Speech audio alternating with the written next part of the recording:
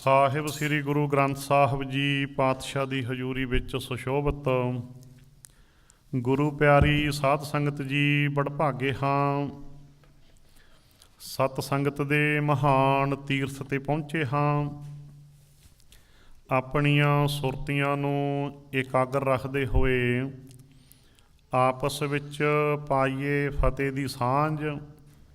ਪ੍ਰੇਮ ਤੇ ਸਤਿਕਾਰ ਨਾਲ ਸਾਰੀ ਸੰਗਤ ਬੋਲਿਓ ਜੀ ਵਾਹਿਗੁਰੂ ਜੀ ਕਾ ਖਾਲਸਾ, ਵਾਹਿਗੁਰੂ ਜੀ ਕੀ ਫਤਿਹ।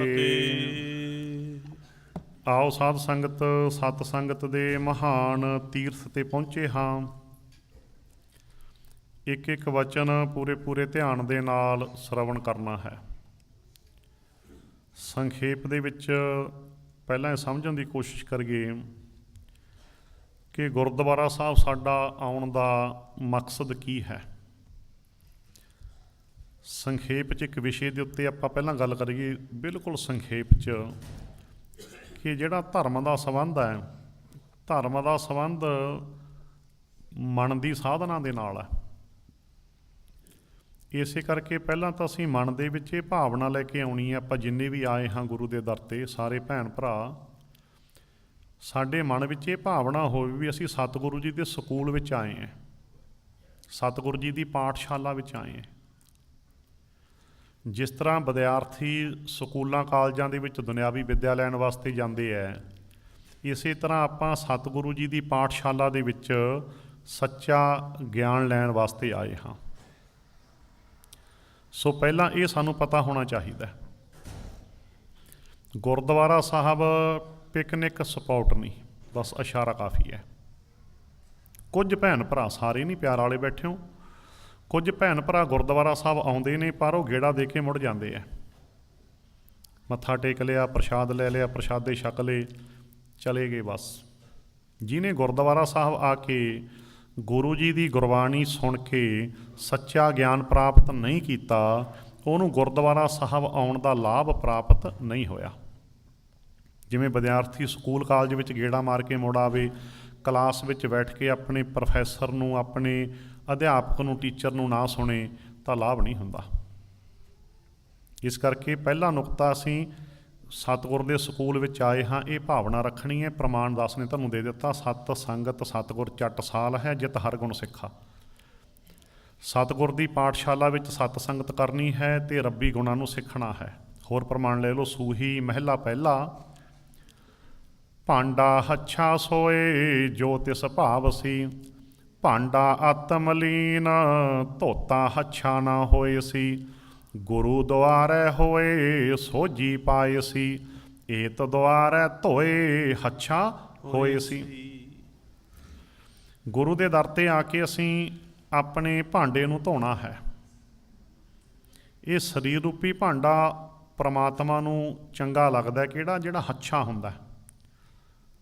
ਸੋ ਉਹੀ ਸਰੀਰ ਰੂਪੀ ਭਾਂਡਾ ਹੱਛਾ ਜੋ ਮਾਲਕ ਪ੍ਰਮਾਤਮਾ ਨੂੰ ਭਾਉਂਦਾ। ਅਤੇ ਪ੍ਰਮਾਤਮਾ ਨੂੰ ਕਿਹੜਾ ਸਰੀਰ ਰੂਪੀ ਭਾਂਡਾ ਭਾਉਂਦਾ? ਬਾਣੀ ਦੇ ਅਰਥ ਬਾਣੀ 'ਚ ਸਮਝ ਲਿਆ ਕਰੀਏ ਆਪਾਂ। ਗੁਰ ਕੀ ਬਾਣੀ ਗੁਰ ਤੇ ਜਾਤੀ, ਕਹੈ ਨਾਨਕ ਇਹ ਸਰੀਰ ਪ੍ਰਵਾਨ ਹੋਆ। ਕਿਹੜਾ ਜੀ? ਜਿਨ ਸਤਿਗੁਰ ਸਿਉ ਚਿੱਤ ਲਾਇਆ। ਇਹ ਸਰੀਰ ਰੂਪੀ ਭਾਂਡਾ, ਇਹ ਉਹੀ ਹੱਛਾ ਭਾਈ ਜੋ ਪ੍ਰਮਾਤਮਾ ਨੂੰ ਭਾਉਂਦਾ। ਭਾਂਡਾ ਹੱਛਾ ਸੋਏ ਜੋ ਤਿਸ ਭਾਵ ਸੀ, ਭਾਂਡਾ ਅਤ ਮਲੀਨ ਧੋਤਾ ਹੱਛਾ ਨਾ ਹੋਏ ਸੀ। ਇਹ ਸਰੀਰ ਰੂਪੀ ਭਾਂਡਾ ਜਿਹੜਾ, ਇਹ ਅੰਦਰੋਂ ਮੈਲ ਹੈ, ਇਹਦੇ ਅੰਦਰ ਮਨ ਨੂੰ ਮੈਲ ਲੱਗੀ ਹੋਈ ਹੈ। ਬਾਹਰਲੀ ਸਫਾਈ ਤਾਂ ਆਪਾਂ ਸਾਰੇ ਹੀ ਕਰ ਲੈਂਦੇ ਹਾਂ, ਕਰਨੀ ਬਣਦੀ ਹੈ, ਪਰ ਸਰੀਰਕ ਇਸ਼ਨਾਨ ਕਰਕੇ ਕੋਈ ਪਵਿੱਤਰ ਨਹੀਂ ਹੋ ਜਾਂਦਾ। ਹਾਂ, ਸਫਾਈ ਹੋ ਜਾਂਦੀ ਹੈ, ਸੁਸਤੀ ਲੈ ਜਾਂਦੀ ਹੈ। ਗੁਰੂ ਨਾਨਕ ਬਾਬਾ ਜੀ ਕਹਿੰਦੇ ਨੇ ਨਾ, ਸੂਚੇ ਇਹ ਨਾ ਆਖੀਆਂ ਬਹਿਣ ਜੇ ਪਿੰਡਾ ਧੋਏ, ਸੂਚੇ ਸਈ ਨਾਨਕਾ ਜਿਨ ਮਨ ਵਸਿਆ ਸੋਏ। ਪਵਿੱਤਰ ਉਹ ਨਹੀਂ ਹੁੰਦੇ ਜਿਹੜੇ ਸਿਰਫ ਸਰੀਰ ਧੋ ਲੈਂਦੇ ਹੈ। ਸਰੀਰ ਧੋ ਕੇ ਤਾਂ ਸਫਾਈ ਹੈ, ਪਵਿੱਤਰ ਨਹੀਂ ਹੁੰਦਾ ਸਰੀਰ। ਪਵਿੱਤਰ ਤਾਂ ਹੋਵਾਂਗੇ, ਸੂਚੇ ਸਈ ਨਾਨਕਾ ਜਿਨ ਮਨ ਵਸਿਆ ਸੋਏ। ਜੇ ਮਨ ਵਿੱਚੋਂ ਪ੍ਰਮਾਤਮਾ ਵਸ ਗਿਆ ਤਾਂ ਅਸੀਂ ਸਰੀਰ ਦੇ ਨਾਲ ਕੋਈ ਵੀ ਬੁਰਾ ਕੰਮ ਨਹੀਂ ਕਰਾਂਗੇ। ਸਰੀਰ ਪਵਿੱਤਰ ਹੈ। ਉਹ ਸਰੀਰ ਪਵਿੱਤਰ ਹੈ ਜਿਸ ਸਰੀਰ ਦੇ ਨਾਲ ਕਦੇ ਵੀ ਆਪਾਂ ਬੁਰਾ ਕੰਮ ਨਹੀਂ ਕੀਤਾ।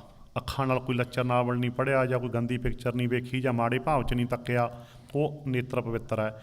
ਉਹ ਕੰਨ ਪਵਿੱਤਰ ਹੈ ਜਿਨ੍ਹਾਂ ਕੰਨਾਂ ਨੇ ਕਦੇ ਵੀ ਗੰਦੀਆਂ ਟੇਪਾਂ, ਗੰਦੇ ਵਚਨ ਨਹੀਂ ਸੁਣੇ। ਉਹ ਜੀਭ ਪਵਿੱਤਰ ਹੈ ਜਿਹੜੀ ਕਦੇ ਝੂਠ ਨਹੀਂ ਬੋਲੀ। ਉਹ ਹੱਥ ਪਵਿੱਤਰ ਨੇ ਜਿਨ੍ਹਾਂ ਨੇ ਕਦੇ ਬੁਰਾ ਕੰਮ ਨਹੀਂ ਕੀਤਾ, ਚੰਗੀ ਕੰਮ ਕੀਤੇ ਹੈ। ਉਹ ਪੈਰ ਪਵਿੱਤਰ ਹੈ ਜਿਨ੍ਹਾਂ ਨੇ ਮਾੜੇ ਪਾਸੇ ਕਦੇ ਪੈਰ ਹੀ ਨਹੀਂ ਧਰਿਆ। ਉਹਨੀ ਮੰਦਾ ਪੈਰ ਨਾ ਰੱਖਿਓ ਕਰ ਸੁਕ੍ਰਿਤ ਧਰਮ ਕਮਾਇਆ। ਇਹ ਸਰੀਰ ਦੀ ਪਵਿੱਤਰਤਾ ਤਾਂ ਹੀ ਹੋਊ ਜੇ ਮਨ ਪਵਿੱਤਰ ਹੋ। ਜੇ ਮਨ ਨਹੀਂ ਪਵਿੱਤਰ, ਸਰੀਰ ਕਦੇ ਵੀ ਪਵਿੱਤਰ ਨਹੀਂ ਹੋ ਸਕਦਾ। ਗੁਰੂ ਬਾਬਾ ਜੀ ਦਾ ਫੈਸਲਾ ਹੈ, ਮਨ ਮੈਲਾ ਸਭ ਕੁਛ ਮੈਲਾ, ਤਨ ਧੋਤੇ ਮਨ ਹੱਛਾ ਨਾ ਹੋਏ। ਜੇ ਮਨ ਮੈਲਾ ਹੈ ਸਭ ਕੁਛ ਮੈਲਾ। ਸਭ ਕੁਛ ਦਾ ਅਰਥ ਆਪ ਜੀ ਸਮਝ ਗਏ ਵੀ ਅੱਖਾਂ, ਕੰਨ, ਜੀਭ, ਹੱਥ, ਪੈਰ। ਜੇ ਮਨ ਮੈਲਾ ਤਾਂ ਸਭ ਕੁਛ ਹੀ ਮੈਲਾ ਹੈ, ਕਿਉਂ ਅਸੀਂ ਬੁਰੇ ਕੰਮ ਕਰਦੇ ਹਾਂ। ਮਨ ਮੈਲਾ, ਸਭ ਕੁਛ ਮੈਲਾ, ਤਨ ਧੋਤੇ ਮਨ ਹੱਛਾ ਨਾ ਹੋਏ। ਸਰੀਰ ਨੂੰ ਧੋ ਲੈਣ ਦੇ ਨਾਲ ਮਨ ਹੱਛਾ ਨਹੀਂ ਹੁੰਦਾ। ਸਰੀਰ ਨੂੰ ਧੋ ਲੈਣ ਨਾਲ ਸਿਰਫ ਸਰੀਰ ਦੀ ਸਫਾਈ ਹੁੰਦੀ ਹੈ, ਸਰੀਰ ਵੀ ਪਵਿੱਤਰ ਨਹੀਂ ਹੁੰਦਾ। ਪਵਿੱਤਰ ਤਾਂ ਹੋਵਾਂਗੇ ਜੇ ਗਿਆਨ ਦਾ ਇਸ਼ਨਾਨ ਕਰਾਂਗੇ।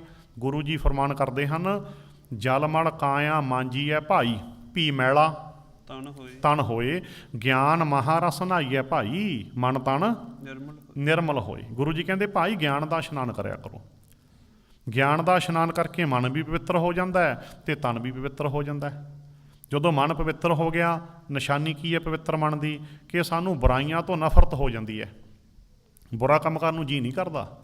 ਜਿੰਨੀ ਦੇਰ ਸਾਡੇ ਅੰਦਰ ਭੈੜੇ ਸੰਸਕਾਰਾਂ ਦੀ ਮੈਲ ਹੈ, ਉਨੀ ਦੇਰ ਸਾਨੂੰ ਮੈਲੇ ਕੰਮ ਚੰਗੇ ਲੱਗਦੇ ਆ। ਪਾਪ ਬੁਰਾ ਪਾਪੀ ਕੋ ਪਿਆਰਾ, ਪਾਪ ਲੱਦੇ ਪਾਪੇ ਪਾਸਾਰਾ।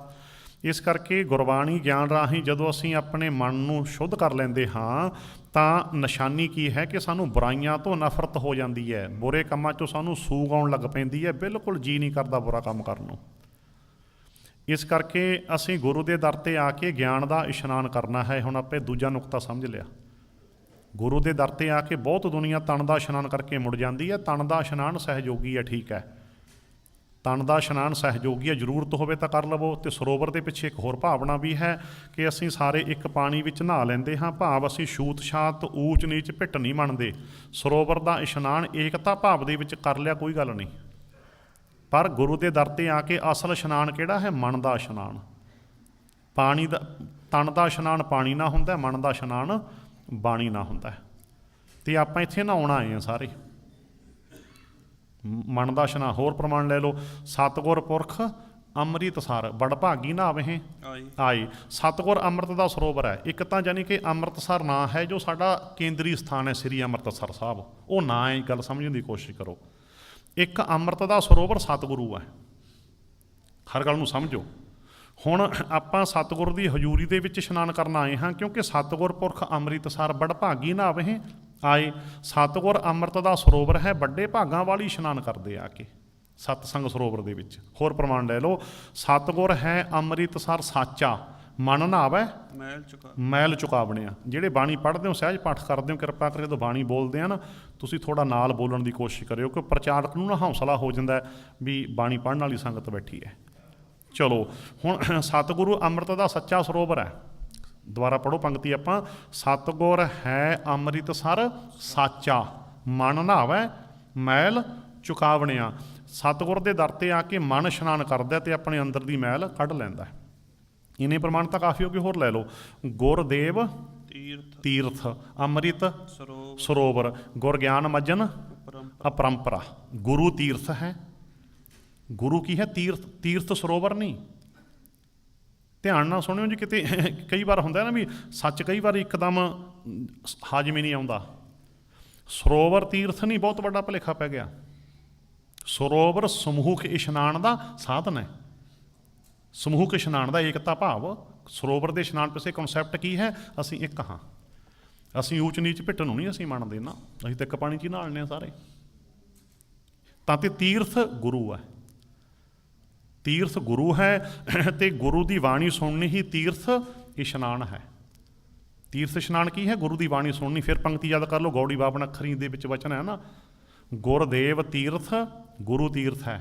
ਅੰਮ੍ਰਿਤ ਸਰੋਵਰ, ਗੁਰੂ ਅੰਮ੍ਰਿਤ ਦਾ ਸਰੋਵਰ ਹੈ। ਗੁਰ ਗਿਆਨ ਮੱਜਨ ਅਪਰੰਪਰਾ, ਗੁਰੂ ਦੇ ਗਿਆਨ ਦਾ ਇਸ਼ਨਾਨ ਸਾਰਿਆਂ ਤੋਂ ਵੱਡਾ ਨਹਾਉਣਾ ਹੈ। ਗੁਰੂ ਕੈਸਾ ਤੀਰਥ ਹੈ? ਸੁਣਿਆ 68 ਕਾ ਇਸ਼ਨਾਨ। ਸੁਣਿਆ ਦਾ ਅਰਥ ਕੀ ਹੁੰਦਾ? ਜੇ ਧਿਆਨ ਲਾ ਕੇ ਸੁਣ ਲਈਏ, ਜੇ ਸੁਣ ਲਈਏ ਧਿਆਨ ਲਾ ਕੇ ਰੱਬੀ ਬਾਣੀ। ਪੁਜਾਰੀ ਦੇ ਆਖੇ ਹੋਏ ਸਾਰੇ ਤੀਰਥਾਂ ਦੇ ਨਹਾਉਣ ਹੋ ਜਾਂਦੇ ਹੈ। ਪੁਜਾਰੀ ਕਹਿੰਦਾ 68 ਤੀਰਥ ਹੈ। ਗੁਰੂ ਨਾਨਕ ਬਾਬਾ ਜੀ ਕਹਿੰਦੇ ਸਿੱਖਾ ਤੂੰ ਨਾ ਕਿਤੇ ਚੱਕਰ 'ਚ ਪੈ ਜੀ, ਬਸ ਤੂੰ ਤਾਂ ਜੇ ਰੱਬੀ ਬਾਣੀ ਧਿਆਨ ਲਾ ਕੇ ਸੁਣ ਲੈ, ਕਹੇ ਜਾਂਦੇ ਸਾਰੇ ਹੀ ਤੀਰਥਾਂ ਦੇ ਨਹਾਉਣ ਹੋ ਗਏ। ਕਹੇ ਜਾਂਦੇ ਵੀ ਗੁਰਮਤਿ ਨੇ ਨਹੀਂ ਮੰਨੇ 68 ਤੀਰਥ, ਕਹੀ ਜਾਂਦੇ ਆ, ਦੁਨੀਆ ਕਹਿੰਦੀ ਹੈ। ਉਹ ਆਖੇ ਜਾਂਦੇ ਸਾਰੇ ਤੀਰਥਾਂ ਦੇ ਨਹਾਉਣ ਹੋ ਗਏ। ਜੇ ਰੱਬੀ ਬਾਣੀ ਧਿਆਨ ਲਾ ਕੇ ਸੁਣ ਲੈ, ਜੇ ਹੁਸ਼ਿਆਰੀ ਦਾ ਭਾਵ ਹੈ ਅਰਥ ਕਰਨ ਵੇਲੇ ਜੇ ਲੱਗ ਗਿਆ, ਸੁਣੇ 68 ਕਾ ਇਸ਼ਨਾਨ। ਚਲੋ ਇੰਨੇ ਪ੍ਰਮਾਣ ਮੇਰਾ ਖਿਆਲ ਕਿਸੇ ਵੀ ਗੱਲ ਨੂੰ ਸਪਸ਼ਟ ਕਰਨ ਵਾਸਤੇ ਕਾਫੀ ਹੁੰਦੇ ਨੇ, ਤੇ ਤੁਸੀਂ ਦੇਖ ਲਓ ਕਿੰਨੇ ਪ੍ਰਮਾਣ ਆਪਾਂ ਬਾਣੀ 'ਚੋਂ ਪੜ੍ਹ ਲਏ। ਇਸ ਕਰਕੇ ਗੁਰੂ ਦੇ ਦਰ 'ਤੇ ਆਪਾਂ ਆਏ ਹਾਂ ਇਸ਼ਨਾਨ ਕਰਨ ਵਾਸਤੇ। ਕਿਹੜਾ? ਮਨ ਦਾ ਇਸ਼ਨਾਨ। ਮਨ ਦਾ ਇਸ਼ਨਾਨ ਕਰਨ ਆਏ ਹਾਂ, ਅਤੇ ਇਹ ਭਾਵਨਾ ਲੈ ਕੇ ਆਉਣਾ ਹੈ ਕਿ ਸਤਿਗੁਰ ਦੇ ਸਕੂਲ ਦੇ ਵਿੱਚ ਆ ਕੇ ਮਨ ਦਾ ਇਸ਼ਨਾਨ ਹੁੰਦਾ, ਗਿਆਨ ਮਿਲਦਾ। ਗੁਰਬਾਣੀ ਸੁਣ ਮੈਲ ਗਵਾਏ, ਸਹਿਜੇ ਹਰਨਾਮ ਮਨ ਵਸਾਏ। ਚਲੋ ਇਹ ਹੁਣ ਆਪਾਂ ਨੂੰ ਜੋ ਸਮਝ ਰਹੇ ਸੀ, ਭਾਂਡਾ ਹੱਛਾ ਸੋਏ ਜੋ ਤਿਸ ਭਾਵ ਸੀ। ਭਾਂਡਾ ਅਤ ਮਲੀਨ ਧੋਤਾ ਹੱਛਾ ਨਾ ਹੋਏ ਸੀ। ਸਰੀਰ ਰੂਪੀ ਭਾਂਡਾ ਅੰਦਰੋਂ ਮਨ ਕਰਕੇ ਮੈਲ ਹੈ, ਅੰਦਰ ਮਨ ਨੂੰ ਮੈਲ ਲੱਗੀ ਹੋਈ ਹੈ। ਇਹ ਬਾਹਰੋਂ ਧੋ ਕੇ ਹੱਛਾ ਨਹੀਂ ਹੁੰਦਾ। ਕਿਤੇ ਬਾਣੀ 'ਚ ਵਚਨ ਹੁੰਦਾ ਹੈ, ਅੰਤਰ ਮੈਲ ਲੱਗੀ ਨਹੀਂ ਜਾਣਾ, ਬਾਹਰੋਂ ਮਲ ਮਲ ਧੋਵੈ। ਅੰਦਰਲੀ ਲੱਗੀ ਮੈਲ ਨੂੰ ਤਾਂ ਜਾਣਦੇ ਨਹੀਂ, ਬਾਹਰੋਂ ਹੀ ਮਲ ਮਲ ਧੋਈ ਜਾਂਦਾ। ਅੰਤਰ ਦੀ ਜਿਹੜੀ ਮੈਲ ਹੈ ਉਹ ਇੱਥੇ ਆ ਕੇ ਲਹਿੰਦੀ ਹੈ। ਭਾਂਡਾ ਅਤ ਮਲੀਨ ਧੋਤਾ ਹੱਛਾ ਨਾ ਹੋਏ ਸੀ, ਗੁਰੂ ਦੁਆਰਾ ਹੋਏ ਸੋਝੀ ਪਾਏ ਸੀ। ਅਸੀਂ ਗੁਰੂ ਦੇ ਦਰ 'ਤੇ ਆ ਕੇ ਸੋਝੀ ਪ੍ਰਾਪਤ ਕਰਨੀ ਹੈ। ਸੋਝੀ ਕਹਿ ਲਓ, ਗਿਆਨ ਕਹਿ ਲਓ, ਸੱਚਾ ਗਿਆਨ। ਏਤ ਦੁਆਰਾ ਧੋਏ ਹੱਛਾ ਹੋਏ ਸੀ। ਜਦੋਂ ਇਸ ਦਰ 'ਤੇ ਆ ਕੇ ਅਸੀਂ ਗਿਆਨ ਨਾਲ ਆਪਣੇ ਮਨ ਦਾ ਇਸ਼ਨਾਨ ਕਰਦੇ ਹਾਂ ਤਾਂ ਹੱਛੇ ਹੋ ਜਾਂਦੇ ਹਾਂ। ਇਸ ਕਰਕੇ ਸਿੱਧ ਹੋਇਆ ਗੁਰੂ ਦੇ ਦਰ 'ਤੇ ਆ ਕੇ ਅਸੀਂ ਮਨ ਦਾ ਇਸ਼ਨਾਨ ਕਰਨਾ। ਦੋ ਨੁਕਤੇ ਹੋ ਗਏ। ਮਨ 'ਚ ਭਾਵਨਾ ਲੈ ਕੇ ਆਉਣਾ ਕਿ ਸਤਿਗੁਰ ਦੇ ਸਕੂਲ ਵਿੱਚ ਆਏ ਹਾਂ। ਸੱਚਾ ਗਿਆਨ ਸਾਡੇ ਮਨ ਦਾ ਇਸ਼ਨਾਨ ਕਰਾਉਂਦਾ। ਇੱਕ ਹੋਰ ਕਾਇਦਾ ਨੁਕਤਾ ਮਨ 'ਤੇ ਗੱਲ ਚੱਲੀ ਹੈ। ਗੁਰੂ ਗ੍ਰੰਥ ਸਾਹਿਬ ਜੀ ਦੇ ਅੱਗੇ ਸੱਚੇ ਮਨੋਂ ਮੱਥਾ ਟੇਕਣਾ। ਸੱਚੇ ਮਨੋਂ ਮੱਥਾ ਟੇਕਿਆ ਜੀ ਨੇ, ਉਹਦੀ ਨਿਸ਼ਾਨੀ ਕੀ ਹੈ? ਪਹਿਲੀ ਨਿਸ਼ਾਨੀ ਤਾਂ ਇਹ ਹੈ ਵੀ ਸੀਸ ਗੁਰੂ ਨੂੰ ਦੇਤਾ। ਹੁਣ ਇਹ ਸੀਸ ਕਿਸੇ ਕਬਰ ਸਮਾਧ 'ਤੇ, ਕਿਸੇ ਬੁੱਤ ਮੂਰਤੀ ਅੱਗੇ, ਕਿਸੇ ਦੇਵੀ ਦੇਵਤੇ, ਕਿਸੇ ਬਾਬੇ ਪੀਰ 'ਤੇ ਨਹੀਂ ਝੁਕੂਗਾ, ਕਿਉਂ? ਸੀਸ ਗੁਰੂ ਨੂੰ ਦੇ ਦਿੱਤਾ। ਜੇ ਅਸੀਂ ਥਾਂ ਥਾਂ 'ਤੇ ਮੱਥੇ ਟੇਕਦੇ ਹਾਂ ਤਾਂ ਇਹਦਾ ਭਾਵ ਅਸੀਂ ਗੁਰੂ ਗ੍ਰੰਥ ਸਾਹਿਬ ਦੇ ਅੱਗੇ ਵੀ ਝੂਠੀ ਮੁੱਠੀ ਮੱਥਾ ਟੇਕਿਆ। ਝੂਠੀ ਮੁੱਠੀ ਠੇਠ ਪੰਜਾਬੀ ਹੋ ਗਈ ਹੈ ਨਾ, ਇਹਨੂੰ ਕੀ ਕਹਾਂਗੇ? ਉਤਲੇ ਮਨੋਂ ਮੱਥਾ ਟੇਕਿਆ।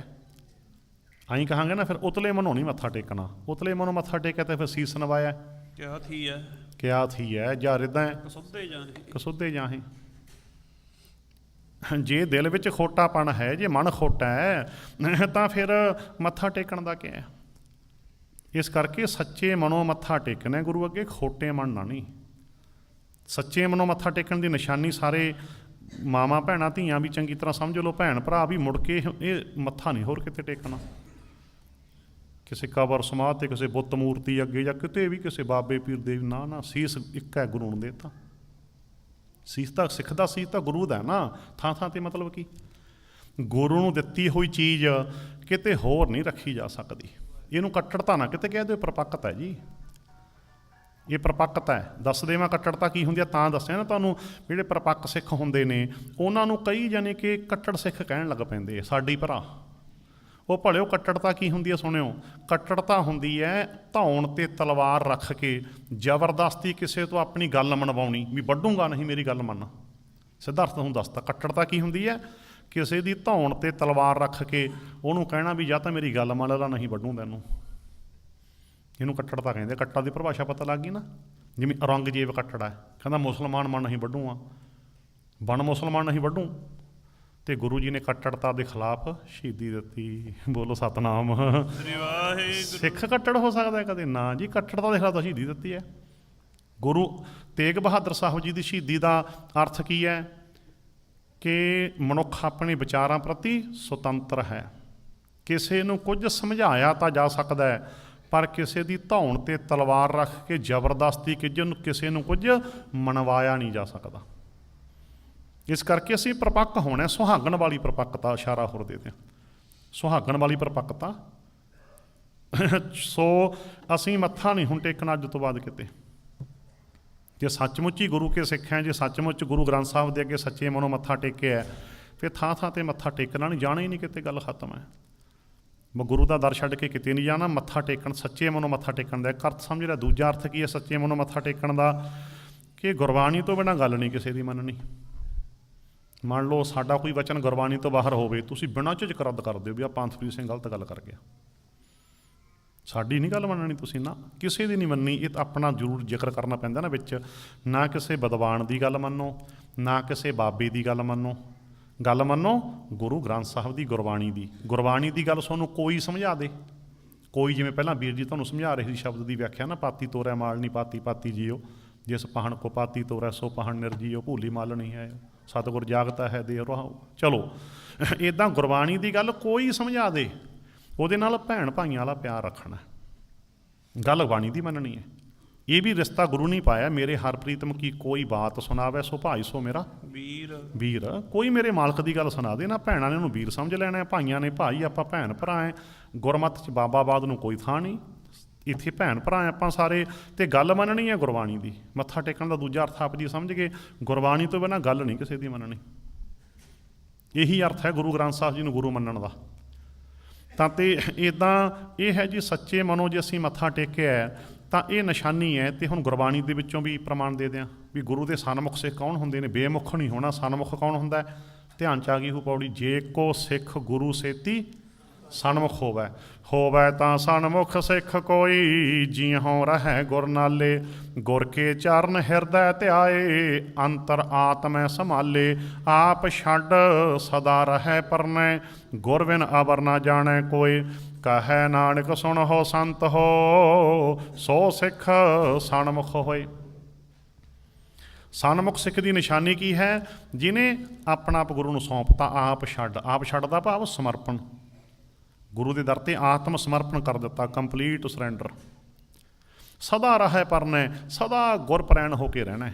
ਪ੍ਰੈਣ ਦਾ ਅਰਥ ਆਪ ਜੀ ਸਮਝ ਗਏ, ਆਸ਼ਰਤ ਕਹਿ ਲਓ, ਸਹਾਰਾ ਕਹਿ ਲਓ, ਕਿ ਸੌਖੇ ਲਫ਼ਜ਼ ਬੋਲਤੇ ਆਪਾਂ, ਜਾਂ ਸਿੱਧਾ ਕਹਿ ਲਓ ਵੀ ਗੁਰਬਾਣੀ ਦੇ ਗਿਆਨ ਨੂੰ ਆਪਣੇ ਜੀਵਨ ਦਾ ਆਸਰਾ ਬਣਾ ਲੈਣਾ। ਵੀ ਮੇਰੇ ਜੀਵਨ ਦਾ ਆਸਰਾ ਇੱਕੋ ਇੱਕ ਬਾਣੀ ਦਾ ਗਿਆਨ ਹੈ, ਬਸ ਹੋਰ ਮੇਰਾ ਸਹਾਰਾ ਕੋਈ ਨਹੀਂ। ਬਿਨ ਗੁਰ ਸ਼ਬਦ ਨਹੀਂ ਘਰ-ਬਾਰ, ਮੈਂ ਗੁਰਬਾਣੀ ਆਧਾਰ ਹੈ, ਗੁਰਬਾਣੀ ਲਾਗ ਰਹਾਉ। ਵੀ ਮੈਨੂੰ ਗੁਰਬਾਣੀ ਦਾ ਹੀ ਆਸਰਾ ਹੈ ਅਤੇ ਗੁਰਬਾਣੀ ਨਾਲ ਹੀ ਮੈਂ ਜੁੜਿਆ ਰਹਾਂ।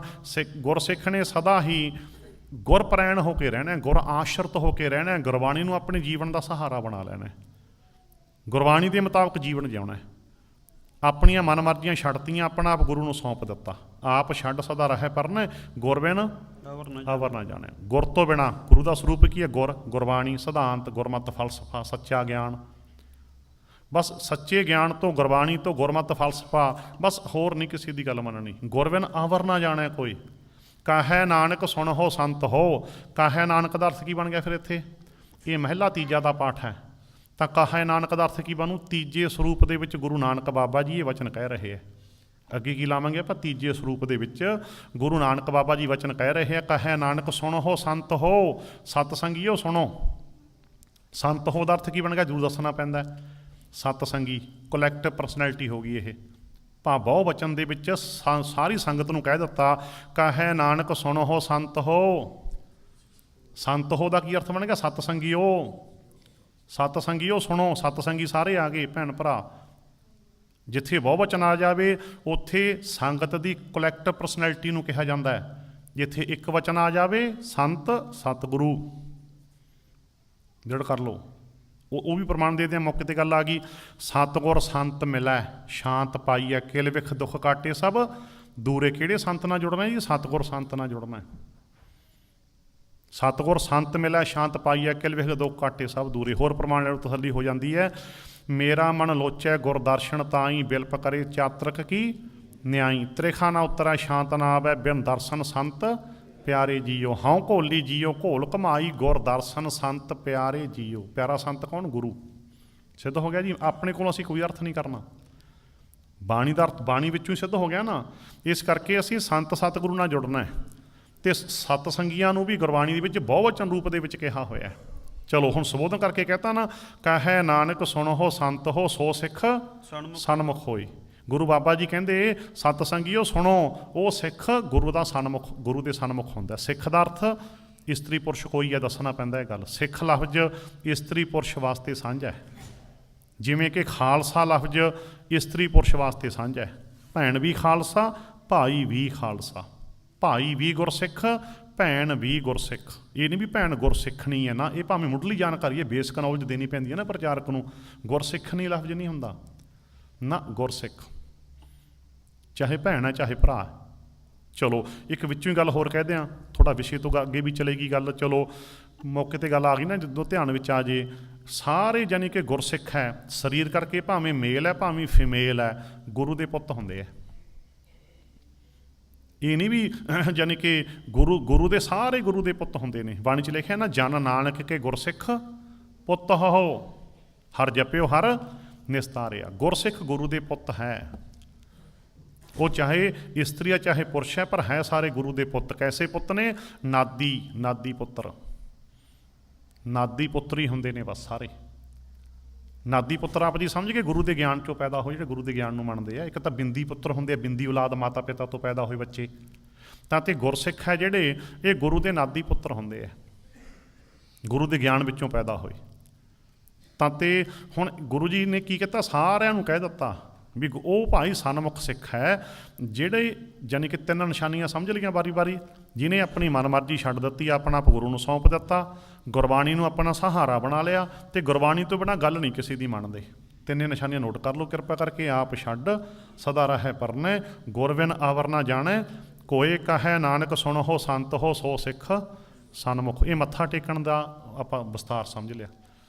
ਸੱਚੇ ਮਨੋਂ ਮੱਥਾ ਟੇਕਣ ਦਾ ਅਰਥ ਆਪ ਜੀ ਸਮਝ ਗਏ ਵੀ ਅਸੀਂ ਗੁਰੂ ਦੇ ਸਨਮੁਖ ਸਿੱਖ ਹਾਂ। ਅਸੀਂ ਬਾਣੀ ਤੋਂ ਬਿਨਾਂ ਗੱਲ ਨਹੀਂ ਕਿਸੇ ਦੀ ਮੰਨਦੇ। ਅਸੀਂ ਗੁਰੂ ਗ੍ਰੰਥ ਸਾਹਿਬ ਨੂੰ ਛੱਡ ਕੇ ਮੱਥਾ ਨਹੀਂ ਕਿਤੇ ਟੇਕਦੇ, ਥੜਿਆਂ 'ਤੇ ਕਿਸੇ ਕਬਰਾਂ ਸਮਾਧ ਨਾ, ਅਸੀਂ ਜਾਂਦੇ ਨਹੀਂ ਕਿਤੇ।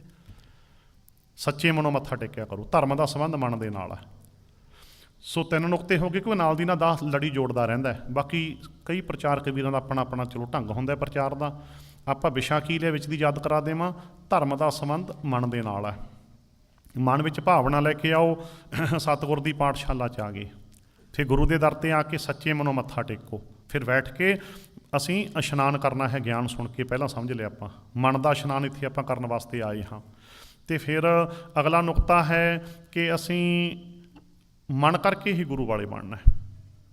ਮਨ ਕਰਕੇ ਗੁਰੂ ਵਾਲੇ, ਜੇ ਮਨ ਨਹੀਂ ਗੁਰੂ ਵਾਲਾ ਬਣਿਆ, ਤਨ ਨਹੀਂ ਗੁਰੂ ਵਾਲਾ ਬਣ ਸਕਦਾ। ਜੇ ਮਨ ਨਹੀਂ ਗੁਰੂ ਵਾਲਾ ਤਾਂ ਤਨ ਨਹੀਂ ਗੁਰੂ ਵਾਲਾ ਹੋ ਸਕਦਾ। ਸੋ ਮਨ ਕਰਕੇ ਗੁਰੂ ਵਾਲੇ ਬਣਨ ਦਾ ਭਾਵ ਕੀ ਬਣ ਗਿਆ ਸਿੱਧਾ ਜਾ, ਕਿ ਅਸੀਂ ਗੁਰੂ ਦਾ ਇੱਕ ਇੱਕ ਵਚਨ ਸੱਤ ਕਰਕੇ ਮੰਨਣਾ। ਸਤਿਗੁਰ ਕੀ ਬਾਣੀ ਸੱਤ ਸੱਤ ਕਰ ਜਾਣੋ, ਗੁਰ ਸਿੱਖੋ ਹਰ ਕਰਤਾ ਆਪ ਮੋਹ। ਤੇ ਵਚਨ ਮਨ ਨਹੀਂ ਮੰਨਣਾ ਹੁੰਦਾ ਨਾ, ਤਨ ਨੇ ਥੋੜ੍ਹਾ ਮੰਨਣਾ। ਜੇ ਮਨ ਨੇ ਵਚਨ ਮੰਨ ਲਿਆ ਤਾਂ ਤਨ ਉਹ ਕੰਮ ਕਰੂਗਾ ਜੋ ਗੁਰੂ ਜੀ ਕਰਨ ਵਾਸਤੇ ਕਹਿੰਦੇ ਨੇ, ਜੋ ਗੁਰੂ ਜੀ ਕਰਨ ਵਾਸਤੇ। ਇਸ ਕਰਕੇ ਮਨ ਨੇ ਗੁਰੂ ਦਾ ਵਚਨ ਮੰਨਣਾ। ਜੇ ਅਸੀਂ ਮਨ ਕਰਕੇ ਗੁਰੂ ਜੀ ਦਾ ਵਚਨ ਮੰਨਦੇ ਹਾਂ ਤਾਂ ਗੁਰੂ ਵਾਲੇ ਹਾਂ, ਤੇ ਨਹੀਂ ਤਾਂ ਅਸੀਂ ਨਗੁਰੇ ਹਾਂ। ਅਸੀਂ ਨਗੁਰੇ ਹਾਂ। ਅਤੇ ਦੂਸਰਾ ਨੁਕਤਾ ਵੀ ਕਹਿ ਜਾਵਾਂ ਵੀ ਜਿਸ ਤਰ੍ਹਾਂ ਬਾਣੀ ਦਾ ਵਚਨ ਮਨ ਕਰਕੇ ਮੰਨਣਾ ਹੈ, ਇਹ ਜਿਹੜਾ 5 ਕਕਾਰੀ ਬਾਣਾ ਹੈ, ਇਹਦੀ ਰਹਿਤ ਵੀ ਮਨ ਵਿੱਚ ਟਿਕ ਜਾਵੇ। ਜੇ ਮਨ ਵਿੱਚ ਰਹਿਤ ਨਹੀਂ ਵਸੀ 5 ਕਕਾਰਾਂ ਦੀ, ਤਾਂ 5 ਕਕਾਰ ਵੀ ਭੇਖ ਬਣ ਕੇ ਰਹਿ ਜਾਂਦਾ। ਜੇ 5 ਕਕਾਰਾਂ ਨੂੰ ਮਨ ਵਿੱਚ ਧਾਰਨ ਕਰ ਲਿਆ ਜਾਵੇ ਤਾਂ ਇਹ 5 ਕਕਾਰੀ ਰਹਿਤ ਬਣ ਜਾਂਦੀ ਹੈ। 5 ਕਕਾਰ ਧਾਰਨ ਕਰਨੀ ਹੈ, ਇਸ਼ਾਰਾ ਸਮਝਿਓ। ਤਨ 'ਤੇ ਕਛਹਿਰਾ ਪਹਿਨ ਲਿਆ। ਕਛਹਿਰੇ ਦੀ ਰਹਿਤ ਕੀ ਹੈ? ਕਰੈਕਟਰ, ਚਾਲ ਚੱਲਣ, ਆਚਰਨ ਕਹਿ ਲਓ ਵੀ ਅਸੀਂ ਆਚਰਨ ਦੇ ਵਿੱਚ ਪਰਪੱਕ ਹਾਂ।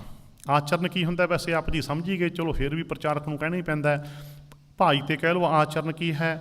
ਆਪਣੀ ਸੁਪਤਨੀ ਤੋਂ ਬਿਨਾਂ ਦੁਨੀਆ ਦੀਆਂ ਸਾਰੀਆਂ ਇਸਤਰੀਆਂ, ਵੱਡੀ ਉਮਰ ਮਾਤਾ, ਠੀਕ ਉਮਰ ਭੈਣ, ਛੋਟੀ ਉਮਰ ਧੀ, ਇੱਕ ਕਛਹਿਰੇ ਦੀ ਰਹਿਤ ਨੂੰ ਮਨ ਦੇ ਵਿੱਚ ਟਿਕਾ ਕੇ ਰੱਖਣਾ। ਜੇ ਰਹਿਤ ਮਨ ਵਿੱਚ ਟਿਕੀ ਨਹੀਂ ਕਛਹਿਰੇ ਦੀ, ਫਿਰ ਕੋਈ ਮਤਲਬ ਨਹੀਂ, ਕਿਉਂਕਿ ਮਨ ਨਹੀਂ ਨਾ ਗੁਰੂ ਵਾਲਾ ਬਣਿਆ। ਕਛਹਿਰੇ ਦੀ ਰਹਿਤ ਨੂੰ ਮਨ ਵਿੱਚ ਧਾਰਨ ਕਰ ਲਾ। ਧਾਰਨਾ ਤੋਂ ਟਿਕਾ ਕੇ ਰੱਖਣਾ, ਮਨ ਵਿੱਚ ਇਸ ਰਹਿਤ ਨੂੰ ਟਿਕਾ ਕੇ ਜੀਵਨ ਜਿਉਣਾ। ਆਚਰਨ ਵਿੱਚ ਪੱਕੇ ਰਹਿਣਾ ਧਰਮ ਹੈ, ਕੋਈ ਸ਼ੱਕ ਨਹੀਂ।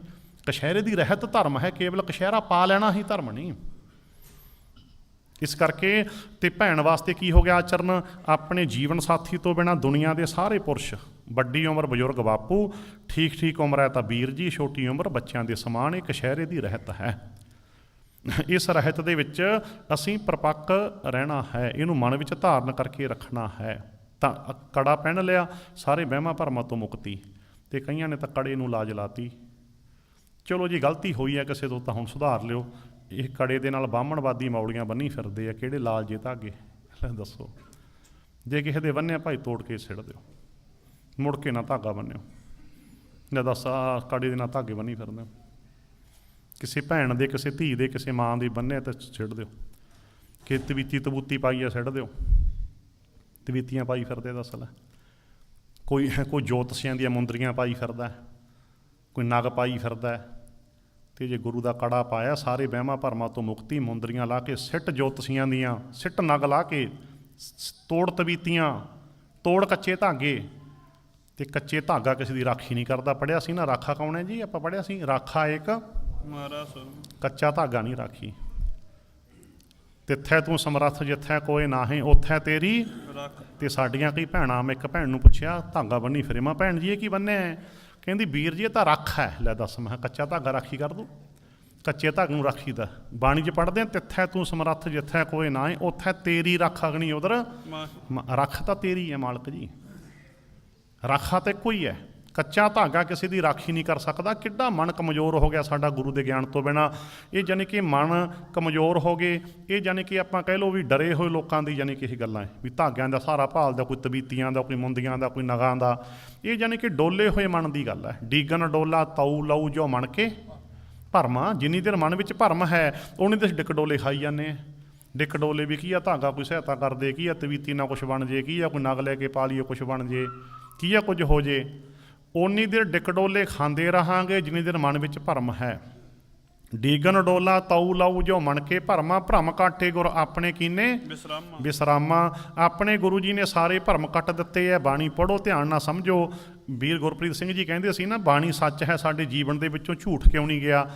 ਕਿਉਂਕਿ ਸੱਚ ਨੂੰ ਸਮਝਿਆ ਨਹੀਂ। ਜਦੋਂ ਬਾਣੀ ਦੇ ਸੱਚ ਨੂੰ ਸਮਝ ਕੇ ਜੀਵਨ ਦੇ ਵਿੱਚ ਅਪਣਾ ਲਿਆ, ਇੰਪਲੀਮੈਂਟ ਕਰ ਲਿਆ, ਫਿਰ ਝੂਠ ਨਹੀਂ ਰਹਿ ਸਕਦਾ ਸਾਡੇ ਜੀਵਨ 'ਚ। ਗੁਰਬਾਣੀ ਚਾਨਣ ਹੈ, ਅਸੀਂ ਠੇਡੇ ਕਿਉਂ ਖਾਂਦੇ ਹਾਂ? ਕਿਉਂਕਿ ਅਸੀਂ ਗੁਰਬਾਣੀ ਦੇ ਚਾਨਣ ਵਿੱਚ ਜੀਵਨ ਜਿਉਣਾ ਸ਼ੁਰੂ ਹੀ ਨਹੀਂ ਕੀਤਾ। ਗੁਰਬਾਣੀ ਸ ਜਗ ਮੈਂ ਚਾਨਣ ਕਰਮ ਵਸੈ ਮਨ ਆਏ। ਗੁਰੂ ਦਾ ਗਿਆਨ ਮਨ ਵਿੱਚ ਵਸਿਆ ਨਹੀਂ, ਠੇਡੇ ਖਾਈ ਜਾਂਦੇ ਆ। ਅੰਧੇਰੇ 'ਚ ਠੇਡੇ ਹੀ ਹੁੰਦੇ, ਇੱਕ ਦੂਜੇ 'ਚ ਵੀ ਵੱਜੀ ਜਾਂਦੇ ਆ, ਇੱਕ ਦੂਜੇ 'ਚ ਵੀ ਵੱਜੀ ਜਾਂਦੇ। ਹਨੇਰੇ 'ਚ ਰਮ ਸਮਝ ਗਏ ਨਾ, ਹਨੇਰੇ 'ਚ ਇੱਕ ਦੂਜੇ 'ਚ ਵੱਜੀ ਜਾਂਦੇ ਆ ਸਿੱਖ। ਗੁਰੂ ਨਾਲ ਟੁੱਟ ਗਏ। ਇਸ ਕਰਕੇ ਜਦੋਂ ਗੁਰਬਾਣੀ ਦੇ ਗਿਆਨ ਨੂੰ ਅਸੀਂ ਸਮਝ ਕੇ ਜ਼ਿੰਦਗੀ 'ਚ ਲਾਗੂ ਕਰ ਲਿਆ, ਨਾ ਸਾਡੇ ਜੀਵਨ 'ਚ ਹਨੇਰਾ ਰਹੇ, ਨਾ ਸਾਡੇ ਜੀਵਨ 'ਚ ਝੂਠ ਰਹੇ, ਨਾ ਸਾਡੇ ਜੀਵਨ ਦੇ ਵਿੱਚ ਛਲ ਕਪਟ ਰਹੇ, ਕੁਝ ਨਹੀਂ ਰਹਿਣਾ। ਚਲੋ ਹੁਣ ਆਪਾਂ ਗੱਲ ਸਮਝ ਰਹੇ ਸੀ, ਨਾਲ ਨਾਲ ਮਨ ਦੇ ਆਸੇ-ਪਾਸੇ ਗੱਲ ਚੱਲ ਰਹੀ ਹੈ। ਸੋ ਇੱਦਾਂ ਅਸੀਂ ਇਹ ਜਿਹੜਾ ਕਕਾਰ ਨੇ, ਇਹਨਾਂ ਨੂੰ ਮਨ ਦੇ ਨਾਲ ਤਾਂ ਇਹਦਾ ਸੰਬੰਧ ਬਣੇ ਹੀ ਨਹੀਂ ਸਾਡਾ ਨਾ। ਕੜਾ ਪਾ ਲਿਆ ਮਨ ਦੇ ਵਿੱਚ, ਤਾਂ ਇਹਦੀ ਰਹਿਤ ਨੂੰ ਧਾਰਨ ਕੀਤਾ ਨਹੀਂ ਵੀ ਅਸੀਂ ਕਿਸੇ ਭਰਮ ਨੂੰ ਨਹੀਂ ਮੰਨਦੇ। ਦੂਜਾ ਲਾਣ ਕੀ ਹੈ ਵੀ ਮਾੜੇ ਕੰਮ ਛੱਡਤੇ, ਬੁਰੇ ਕੰਮ ਛੱਡ ਦਿੱਤੇ। ਹੱਥਾਂ ਦਾ ਬੜਾ ਵੱਡਾ ਰੋਲ ਹੈ ਨਾ ਜ਼ਿੰਦਗੀ ਦੇ ਵਿੱਚ। ਸੋ ਇੱਦਾਂ ਕੜੇ ਦੀ ਰਹਿਤ ਨੂੰ ਅਸੀਂ ਮਨ ਦੇ ਵਿੱਚ ਧਾਰਨ ਕਰਕੇ ਰੱਖਣਾ ਹੈ ਕਿ ਅਸੀਂ ਵਹਿਮਾਂ ਭਰਮਾਂ ਤੋਂ ਆਜ਼ਾਦ ਹਾਂ ਤੇ ਅਸੀਂ ਬੁਰਾ ਕੰਮ ਕੋਈ ਨਹੀਂ ਕਰਦੇ। ਇਹ ਰਹਿਤ ਨੂੰ ਮਨ ਵਿੱਚ ਧਾਰਨ ਹੈ। ਗੱਲ ਚੱਲੀ ਸੀ ਧਰਮ ਦਾ ਸੰਬੰਧ ਮਨ ਦੇ ਨਾਲ ਹੈ। ਕੇਸ ਇਹਦੀ ਰਹਿਤ ਮਨ ਵਿੱਚ ਟਿਕਾ ਕੇ ਰੱਖੋ। ਬੰਦਗੀ ਕਰਨੀ ਹੈ, ਮਾੜੇ ਕੰਮਾਂ ਤੋਂ ਸ਼ਰਮ ਖਾਣੀ ਹੈ। ਸੇ ਦਾੜੀਆਂ ਸੱਚੀਆਂ ਜੇ ਗੁਰਚਰਨੀ, ਤੇ ਜੇ ਦਾੜਾ ਸ਼ਰਾਬ ਨਾਲ ਹੀ ਭਿੱਜ ਗਿਆ ਫਿਰ ਤਾਂ ਗੱਲ ਨਹੀਂ ਬਣੀ, ਫਿਰ ਨਹੀਂ ਨਾ ਗੱਲ ਬਣੀ। ਇਸ ਕਰਕੇ ਦਾੜੀਆਂ ਸੱਚੀਆਂ, ਜੇ ਅਸੀਂ ਝੂਠ ਨਾ ਬੋਲੀਏ, ਬੁਰਾ ਕੰਮ ਨਾ ਕਰੀਏ, ਬਾਣੀ ਦਾ ਪ੍ਰਮਾਣ ਨਾਲ ਨਾਲ ਲਈ ਚੱਲੋ। ਮੁੱਖ ਸੱਚੇ ਸੱਚ ਦਾੜੀਆਂ, ਸੱਚ ਬੋਲੇ ਸੱਚ ਕਮਾਹੇ। ਉਹ ਮੁੱਖ ਸੱਚੇ ਹੈ, ਉਹ ਦਾੜੀਆਂ ਸੱਚੀਆਂ। ਜਿਹੜੇ ਸੱਚ ਬੋਲਦੇ ਆ ਸੱਚੀ ਕਮਾਈ ਕਰਦੇ ਆ। ਸੱਚ ਬੋਲੇ ਸੱਚ ਕਮਾਹੇ। ਜੇ ਝੂਠ ਬੋਲਦਾ ਕੇਸਾਂ ਦੀ ਰਹਿਤ ਤੋਂ ਬਾਹਰ ਹੋ ਗਿਆ, ਜੱਚਦਾ ਨਹੀਂ। ਫਿਰ ਲੋਕ ਕੀ ਆਖਣਗੇ, ਦੇਖੀ ਦਾੜੀ ਵਾਲਾ ਝੂਠ ਬੋਲੀ ਜਾਂਦਾ। ਆਪਾਂ ਆਮ ਹੀ ਕਹਿੰਦੇ ਦੇਖੀ ਦਾੜੇ ਨੂੰ ਲਾਜ ਨਾਲ ਆਦਮੀ ਕਹਿੰਦੇ ਆ ਨਾ, ਰਹਿਤ 'ਚ ਆ ਜਾ। ਜੇ ਰਹਿਤ 'ਚ ਨਹੀਂ ਆਇਆ ਤਣਨੇ ਕੀ ਗੁਰੂ ਵਾਲਾ ਬਣ ਜਾਣਾ? ਫਿਰ ਤੈਨੂੰ ਦਾੜੇ ਨੇ ਥੋੜਾ ਗੁਰੂ ਵਾਲਾ ਬਣਾਤਾ। ਕਿਉਂਕਿ ਦਾੜੇ ਦੀ ਰਹਿਤ ਨੂੰ ਮਨ ਵਿੱਚ ਟਿਕਾ ਲਾ, ਫਿਰ ਤਾਂ ਗੱਲ ਬਣ ਗਈ। ਸੰਬੰਧ ਮਨ ਦੇ ਨਾਲ ਹੈ ਨਾ। ਮਨ ਕਰਕੇ ਬੁਰੇ ਕੰਮਾਂ ਤੋਂ ਸ਼ਰਮ ਖਾਣੀ ਹੈ, ਕੇਸਾਂ ਦੀ ਰਹਿਤ ਹੈ, ਤੇ ਬੰਦਗੀ ਕਰਨੀ ਹੈ। ਅਸਲ ਬੰਦਗੀ ਕੀ ਹੁੰਦੀ? ਵਿੱਚੋਂ ਹੀ ਰਮਜ਼ਾਨ ਦੱਸ ਦੇਈ ਜਾਂਦਾ ਨਾਲ ਦੀ ਨਾਲ ਹੀ। ਗੁਰੂ ਦੀ ਦੱਸੀ ਸਿੱਖਿਆ ਵਿੱਚ ਰਹਿ ਕੇ ਪ੍ਰਮਾਤਮਾ ਨੂੰ ਯਾਦ ਕਰਨਾ। ਜੇ ਗੁਰੂ ਦੀ ਸਿੱਖਿਆ ਤੋਂ ਬਾਹਰ ਚੱਲਦੇ ਹਾਂ ਤਾਂ ਭਗਤੀ ਨਕਲੀ ਹੈ। ਬੰਦਗੀ ਕੀ ਹੁੰਦੀ ਹੈ? ਗੁਰੂ ਦੀ ਦੱਸੀ ਬੰਦਸ਼ ਵਿੱਚ ਰਹਿ ਕੇ ਪ੍ਰਮਾਤਮਾ ਨੂੰ ਮਹਿਸੂਸ ਕਰਨਾ।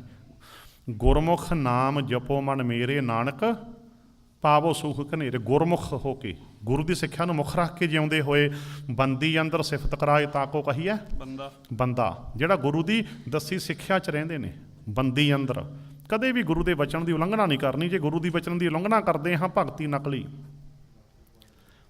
ਅਸਲੀ ਬੰਦਗੀ ਹੈ ਗੁਰੂ ਦੀ ਸਿੱਖਿਆ ਵਿੱਚ ਰਹਿ ਕੇ ਜੀਵਨ ਜਿਉਂਦੇ ਹੋਏ ਮਾਲਕ ਨੂੰ ਮਹਿਸੂਸ ਕਰਦੇ ਰਹਿਣਾ। ਜਿਣ ਤੇਰੀ ਮਨ ਬਣਤ ਬਣਾਈ, ਊਠਤ ਬੈਠਤ ਸਦ ਤਿਸਹਿ ਧਿਆਈ।